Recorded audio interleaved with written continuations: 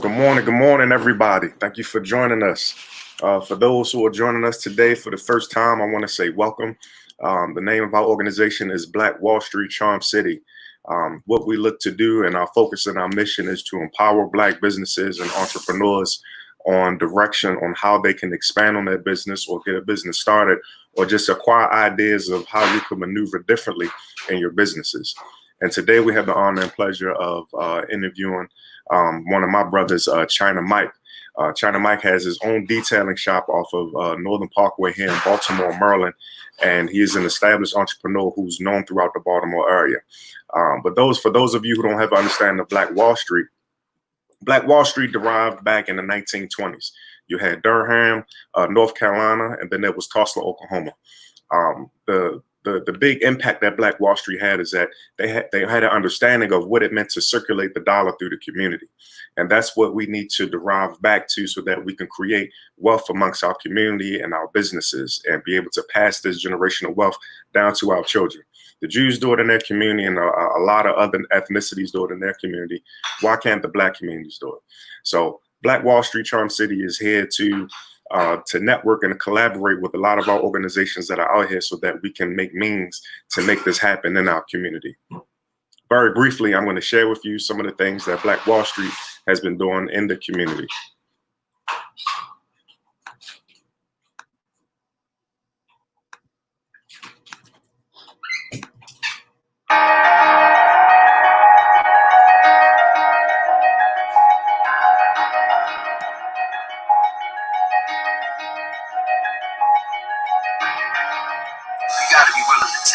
You gotta be willing to sacrifice to level up. Public relations, some may call it propaganda. The definition that I feel like is best for PR.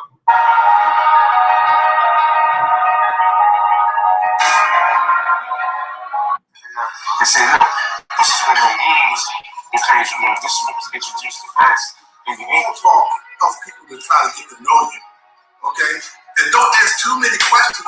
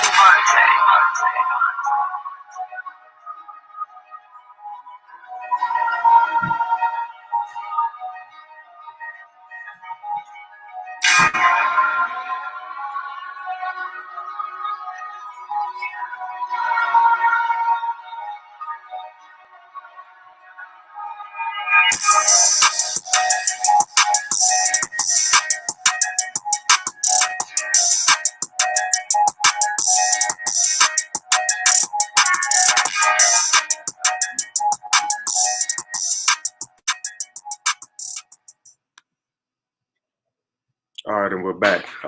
As you can see, we're actively involved in the community, not only just with our businesses, but also with the children, because the children need to have an understanding of the opportunities and the directions that they can go that will propel them into new heights and new levels, as well as, have an understanding of community service to serve our community, to give back to our community, because we are responsible for our communities.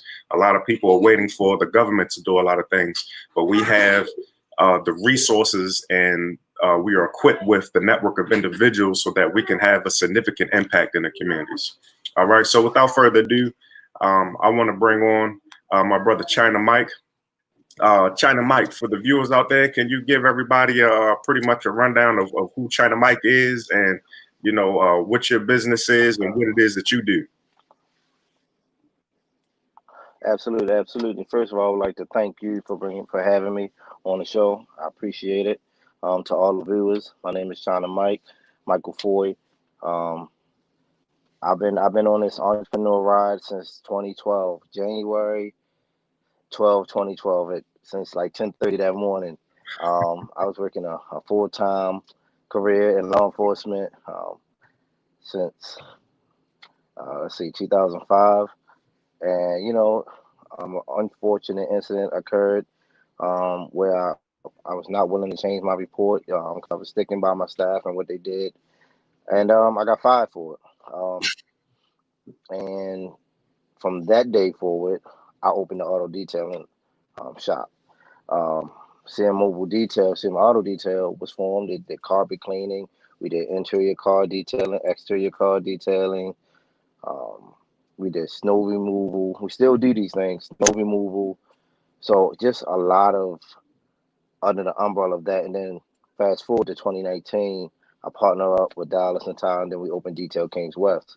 Um, and so really that's all it for the business aspect of it. But as far as the philanthropist side of it, I've always been in the community. Anytime I feel like as a black business owner, it's your duty to be in the community because they look upon you. It should be natural to you. Now, a lot of people don't give back to the community. That's something that I do because I enjoy doing it. I do an annual block party where we give over 1,200 to 1,500 kids book bags full with school supplies. Nice. And this will be the actual 6th year that we'll be doing it. And we're still going to do it this year, but of course, we got to do it a little differently this year. So that's a little bit about me in the business aspect. Nice, brother. Nice. So when you started detailing, where did you start? Was it like out of a van going house to house, or were you like setting up shop at, like the local shopping center, like a lot Can't of? hear you, Jay. You can't hear me? Can you hear me now? Can you hear me? Still can't hear me? No, I can't hear you.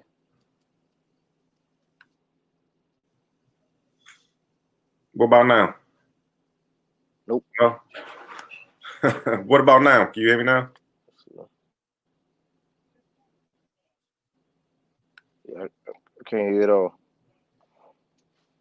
Wow. Let me see if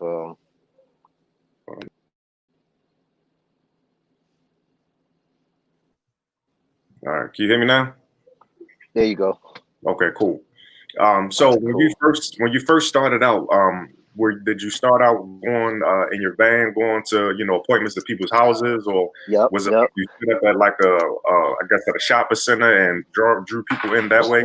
How did you start out? You know what? Actually, man, a little bit of both. A little bit of both. I started getting a old '96 Ford Econoline van. I got the floor outfitted um, and got all the equipment that I needed to start the business. You talking to somebody with no business experience, no accounting experience, no degrees behind it, no business management classes. I learned everything on my own and from other people, learning from other people as well. And I tell people like some of the best business owners are those that have no background in business and running a business. So that's how I started. And then it went on to moving the parking lots and getting contracts with certain businesses. That's how it all started. It literally rolled downhill. So what's like I guess startup cost for someone looking to get into auto detailing? And you said you had a vehicle and you set up I guess the water tank and Mhm. some of those other things. I'm presuming. Yep. So you could be looking anywhere from 10,000 to 20,000 as a startup cost, depending on Oh, the price of your vehicle and and the type of equipment you want to get. You want to get good quality equipment. You right, really want to get commercial equipment. You don't want to buy residential equipment. And I say that because you want to look at the long term, over the long term, how your equipment is going to last you. right, Now, if you're looking to do a quick startup and say, look, all right, I'm gonna put out 5,000. I'm gonna get a van for maybe 1,000, 2,000. I'm gonna get a pressure washer, water tank, all my supplies. You could be end up under 5,000. Especially if you get used equipment. That's possible, but it's not gonna last you long because you don't know the long term damage or whatever damages that was put on the equipment or the use, the hours, right. or things like that. So if you don't know those things then you don't know how long your equipment is going to last you. You'll be running to the store getting new equipment. Your equipment is breaking on you and you're doing a client. I've had that happen before, and you got to go buy new equipment. So you got to also have some capital set aside for things like that. Right, those damages that come in. Absolutely, absolutely. Vehicle breakdown, water tank not working. You got to know, and then you also got to know how to service your equipment. That's one of the things that I've mastered in doing. And there's just some things on the equipment that I may not have the supplies to do that I got to take it to a shop. Right. But most of the time, spray nozzles, things like that. Like on my carpet cleaning machine, my rotary vac, I know how to repair everything. If something clogged up, I know how to disassemble it and reassemble. Right on site. Just an example, the other day I was cleaning a customer carpet, and the nozzle swell up, and it burst. And this is metal nozzles. So because I have extra supplies on hand, I was able to change it in literally 3 minutes and to continue the customer carpet. Whereas somebody that doesn't have the expertise, they've literally probably lost a $200-300 job and have to stop. And then put the equipment in the shop, spend another $200-300, you 600 down. So it could happen just like that. Wow. So let's say I started out with $5,000-6,000. What's a good amount to have on the backside for situations like that? For how long? If you're looking at a 6 months, so say if you're purchasing your equipment. So me, I'd rather own everything. So one of the things that I'd rather do is buy a van, not go get a van from a dealership, because then you're locked. Now you start your overhead when you start doing that. Mm-hmm. So if you're going to buy a van, then you stuck in the hole for $300 a month, $400 a month. Then you talk about your liability insurance or your car insurance. So you got to have car insurance and liability, or have the liability insurance to cover your car insurance. So you either going to get two, or you're going to have one that's going to do both, which is sometimes better just to get the liability policy that covers, the car insurance as well. So you could be looking at, I still say have at least 10,000. At least 10,000. You're gonna, if you have the clientele and you build your clientele off of your personality, off of who you are, because you represent your business. That's why a lot of people will spend money with you if you represent your business well. So you have to be able to represent your business well. So about 10,000. Absolutely. And really, you can get a loan from the bank. Honestly, if that's why credit is everything. If you don't have cash, if you don't have the cash to do it, you can take a shot and get a loan from the bank. But that's what I did. Okay. That's nice, brother. I see a lot of young brothers out here, in the parking lots. And my thing is, is this just a summer thing, or is this something that you're going to take to the next level? When did you know it was time to take it to the next level? When the customers kept calling, they wouldn't stop. I was like, all right, well, we got to keep taking this to the next level. I love detailing. Like, I love, making customers happy. I'm a people's person. Right. So when it comes to, and I'm community oriented, so not only did they see that I was doing great work, they was like, oh, you're in the community too. So we want to support you even more, because if we support you, we support the community. And sometimes everybody don't want to be in the community, but they want to support the community. So a way that they can do that is support you, and then you support the community the same way. I like that. So what was the I guess the structure into having a detailing shop? Because we went from having a vehicle and servicing people at different locations to being at one commercial location. Like, what was the blueprint for that? Well, the blueprint was, at some point you got to come out of off the road. It's like being a truck driver, man. At some point your body gets tired and of being beaten up on the road. You think about you in a car driving 4-5 hours a day, just total driving. Look at, if you're doing 4 or 5 appointments, you're doing 30 to 45 minutes in between each trip. That's a lot of driving. And you putting the right people in place. So as far as my role at the shop, it's the detailing. Dallas has a role. Everybody has a role. And see, that's the thing. You got to play your role. Mm-hmm. When you're doing partnerships, you have to play your role. Mm-hmm. And once you set those guidelines and those boundaries, you don't cross them. So once you set those guidelines, you don't cross them, and you stick to that blueprint. So it's not hard to do. You gotta find a building, whether you're gonna purchase the building, lease the building, look at your overhead, look at your pricing. Like everything has to line up. And again, if you don't have the money to do it, you gotta have the credit to get that loan to do it. That's But right. you also gotta have the support, right, of the community. Because the community, they don't support you, your business will fail. Mm. You know, and and going into everything what's going on into the world today. If we stop supporting a lot of these businesses that don't support the community or us, they will fail. True. It's just that simple. True. So it's not hard. It's just really putting the people in the right place, hiring the right staff, and that could take a long time. But you know, you stay at it, man, and it'll all work out. If it's meant to be, it'll work out. I like that. I like that. So how I guess how did you and your business partners come together and decide who was going to do what, and you know It was just simple. Really, just fell into place, man. You just put everything.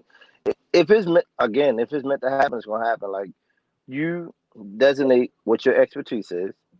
You know, let's use me and you as an example. Mhm. We want to buy a house together. We want to renovate a house. I know what your expertise is. So, all right, Jason, you got that part. I got the construction part. You know, you got the financing and getting us where we need to be. I got this part of getting the contracts and all that stuff. That's it.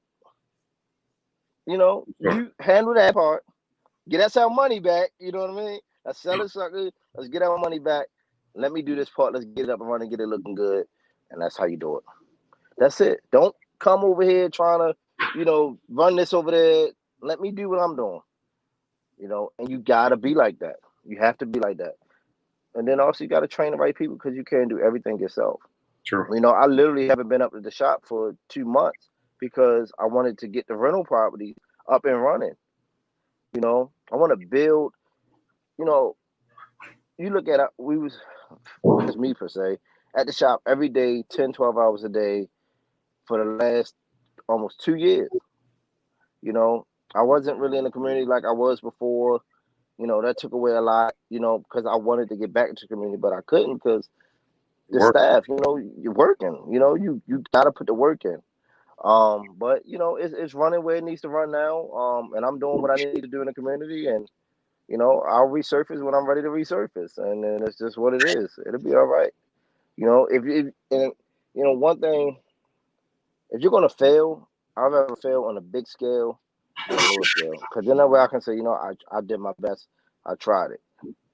You know, and we have big plans for Baltimore, man. You know, myself, you, all of us, man. We got big plans for the city, and it's going to work out. The narrative will change. Absolutely. Better to try and fail than not try at all. You know what I mean? Absolutely, absolutely. Gotta learn to fail forward. So Yes, sir.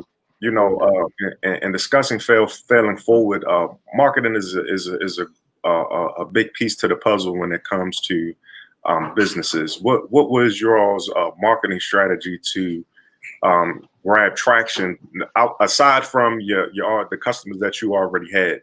What was how did you all market to bring traffic consistently to the facility? Because you see a lot of auto detailing shops during the off season. They're not, you know, they're not really bringing in a lot of money. But you drive past your detailing shop and you got a line just like it's summertime. You know, so what is it Mhm. about how you all market versus how other detailing shops market?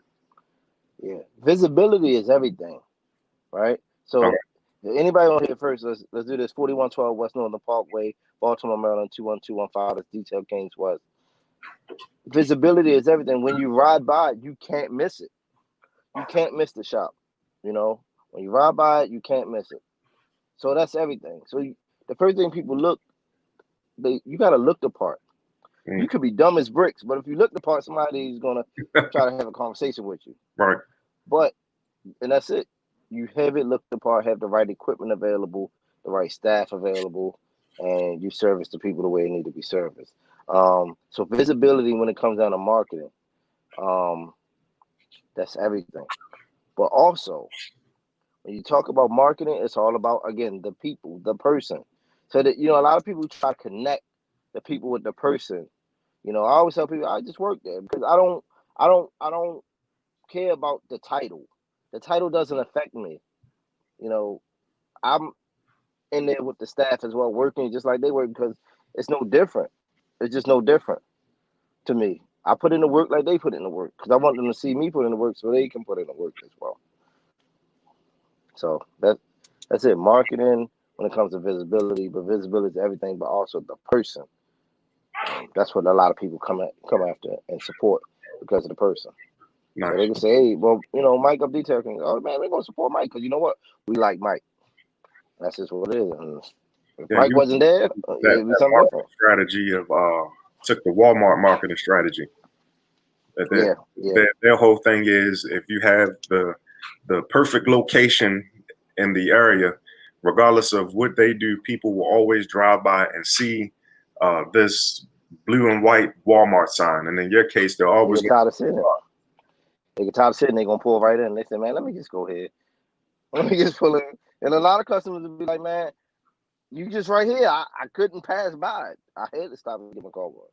So You do know? you all do anything as far as social media is confirmed, or flyers, or I Of guess course, vehicle absolutely. advertisement? No vehicle advertisement yet, but we do have the flyers and everything on the 4x6, on the 4x6, brochures. Well, we do have the brochures. They get passed out, but we don't like distribute them everywhere. If a customer asks for them, a customer pull up, want pricing, we'll provide them with that. No vehicle advertisement. We just don't need it. It's just one of the things like you just didn't even need it from the initial jump, from the initial push. It's been taken off, from there. So That's a blessing, brother.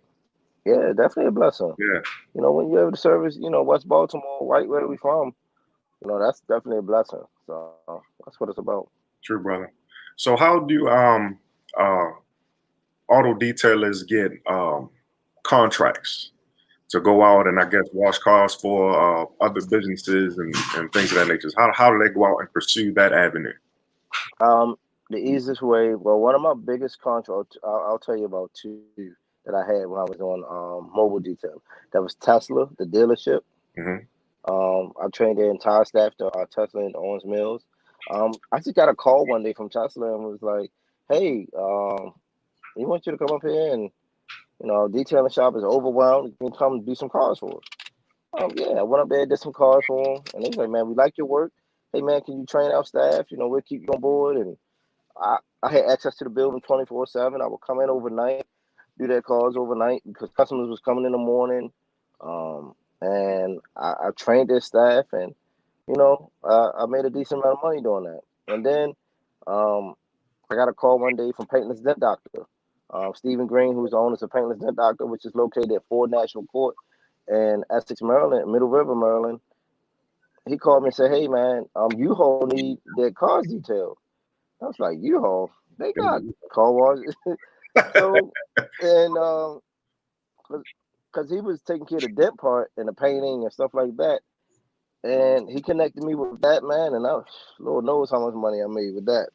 But in a year, probably six digits in a year. So it kind of one of those things that it's all about being connected. You hear somebody that, like, if I know somebody that's trying to do something when it comes to what you do with your business, then I'm calling Jay. Say, Jay, look, I got this, and that's it. That's how you do it. That's it. It's word of mouth. So when CM Auto Detail is still running, we're not doing too much of the mobile detailing part, but the carpet cleaning company is still going because people still need their carpet cleaning. So and I still go out sometime and clean carpet because I love doing it. I don't like being cramped up in the shop all the time. So I still get out and I do it because I enjoy making people happy That's and right. servicing them. Get to get mobile at the same time. I like that. Absolutely, So absolutely. for any of our viewers out here who are entering the auto detailing, or you're looking to expand on auto detailing, I would definitely look into some of these car dealerships around here. You would think they would use their staff, but just the avenue of having someone else to come in and never know. system, yeah. Yep, you never know, man. All you gotta do is talk to the manager, say, "Hey, here's my card. I can come in and do some detailing if you get busy. Get them a set rate, do a contract, and that's that. A lot of those But see, what a lot of people don't know, so a lot of dealerships want to do net 30. So if you're not in a position where you can pay your staff, where you can go 30 days without being paid for a job that you did 30 days ago, Mm, then don't do it. Because because it's an accounting thing, it's a tax thing. hmm. They just can't cut it. Some of them can't cut the check right then and right there. But that may be a deal that you work out with them. Like, hey, instead of me waiting that 30, can we do a net 7, net 14? You know, I was fortunate enough that I could wait 30 days. I could wait 60 days because I knew it was coming. Right. But in the meantime, I was hustling, doing everything else with other customers. So I had revenue coming in. So I wasn't really missing anything. I think that's a very important piece when it comes to entrepreneurship and business, especially a lot of people who are just starting to get into it. They're so used to that every Friday or that every other Friday, they're used to that instantaneous money that they don't have patience to wait. And I think we discussed about that, before that patience is a virtue. Without patience, you won't be able to receive some of the blessings that are coming to you because what you want is instantaneous, but it takes patience to, receive the rewards from your work. And, that's a great thing. I could wait 30 to 60 days just to know that, that back end money is still coming. And, that's with any contract, to be honest with you. Sometimes you gotta work in a month or two before the government or whoever it is you're doing a contract is able to bill you out for the hours that you work for them. So that's awesome, brother. Yeah. I don't operate like that. If I hire somebody, you get, the law says you get a third, but I give them a deposit and they do the work and they get the rest of their money, because people need their money. I understand the type of trying times we have now. So just because I may have a dollar or two, to pay somebody, you still want to make sure you fair with people. And I don't play with people money. I'm fair with people and I'm reasonable, and I treat people how I want to be treated. And that's how you live. That should be the motto. You treat people how you want to be treated, you be all right. True story, brother. Yes, sir. So in the shop, what is some of the most peculiar things that customers are tedious about when it comes to their cars?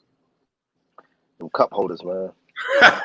Them cup holders and door jams, man. They want them cup holders and door jams clean.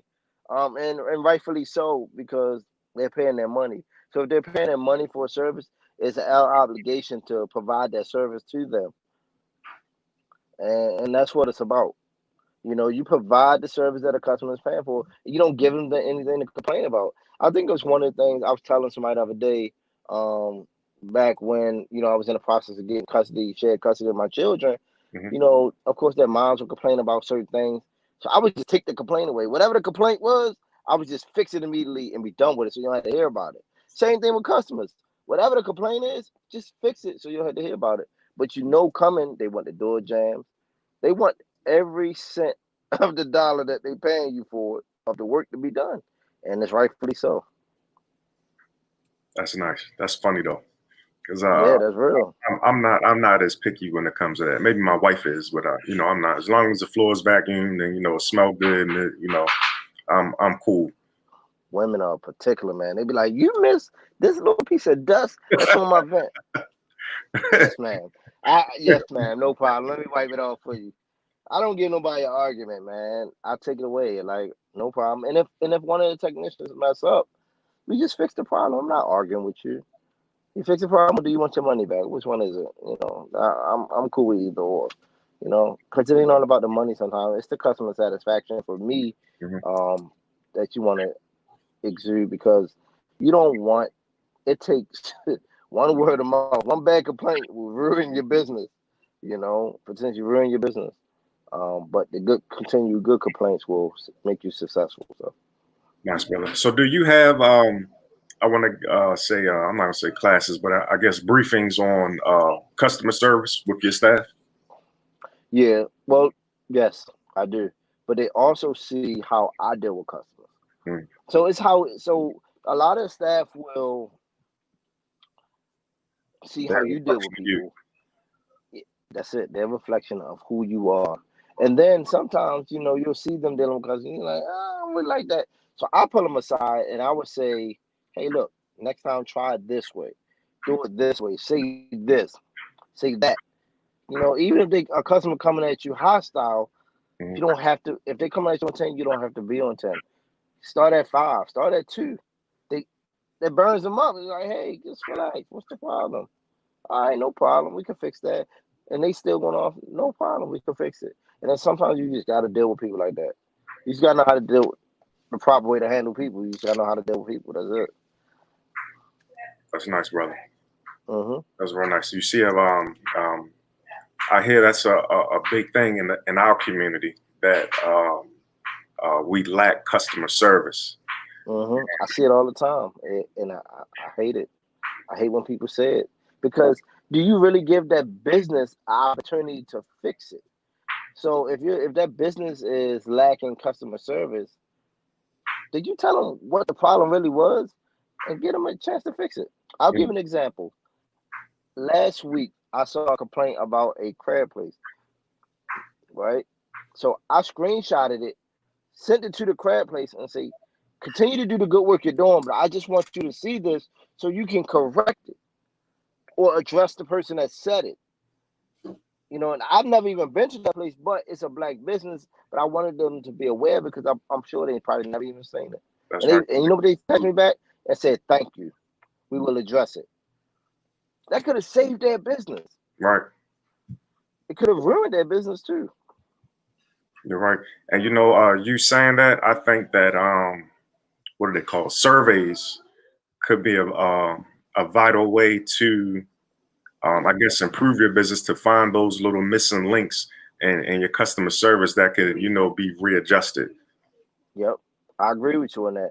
And sometimes they let you know you need to wake up. Your feet stink. You need to wash your feet because your feet stink. I'm telling you, your feet stink. Like wash your feet. But it keeps you honest. Hmm. It keeps you honest, and it tells you, hey, the customers keep complaining about this. Won't we fix this? Maybe it's a problem. Maybe one of us had a problem. Maybe one of us need to go out back instead of being out front. Or come out the office, or we shift some things. So that's That's all. nice. And I like the young brothers at your shop, man. I pull up and they, yes, sir, how you doing? You what kind of wash are you getting today, sir? I'm like, oh, okay, he got them in line over here. Well, it's not even about having them in line. It's just kind of they see how you talk to people. That's how we all talk to people. But I love it. Yeah, you don't wanna have people. Yeah, what's up, yo? Nah, that's not gonna work. We're being a poorhouse. We're being a poorhouse. If you're talking to people like that, that's why a lot of businesses aren't successful because they refuse to be better. Just be better.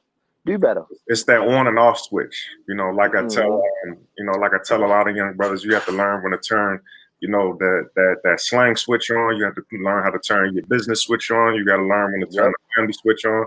You have to be Yep. diverse with your characteristics. Hmm. You know what I mean? I agree. I agree with you. So for my viewers out here, what words of advice would you give to the ones starting up or the ones looking to expand to the level that you're at? If you want to start a business, you really gotta. It really has to be something that you want to do. So starting a business is not just about finding what makes money and doing it. You really gotta be willing to put in a sweat equity to make it happen. Now, if you want to, you'll know when it's time to move to that next level because either God is going to pull you up and say, "Hey, look, it's time to move," Mm. or you have a somebody like me will say, "Hey, man, I see what you're doing. How about you come over this way? Let me help you out with this, or would you like to partner and do this?" Or it's going to be either way. You're going to have a big homie to pull you up, or you're going to have God pull you up and say, "Hey, look, it's time to make the move." 100%, brother. Well, I appreciate you, man, for joining us today, man. Yes, sir. Yes, sir. Man. How could the viewers? How can they find you on Instagram, and how can they find your shop? More importantly, The shop located at 4112 West Northern Parkway, the Detail Kings West. If you want to reach me, it's China Mike on Instagram, Facebook. I'm not hard to find. I'm always in the community. And you can contact my business number 443-870-1426. Again, 443-870-1426. China Mike on Facebook and Instagram. Or, they can reach you. You can find me. True story. Well, I appreciate you, brother. And I appreciate those who are coming into view and those who will see this video as it is posted on YouTube and Facebook. As I said, Black Wall Street Charm City, our mission and focus is to give knowledge and wisdom to the community so that you can thrive in your businesses and learn how to structure wealth or create more wealth for your family based off the information that was given. China Mike, it was definitely a blessing and a pleasure for the information that you shared with us today. I pray that it resonates with somebody and gives them the courage or the direction that they need to go into to further expand in their business, whether auto detailing or any other industry, because what you gave today is valuable. It was universal information that can be used in all facets of business. So I appreciate you, brother. I appreciate you, my brother. Thank you for having me. Absolutely. To all our viewers, I'll see you all next month. I'll talk to you soon, brother. Yes, sir.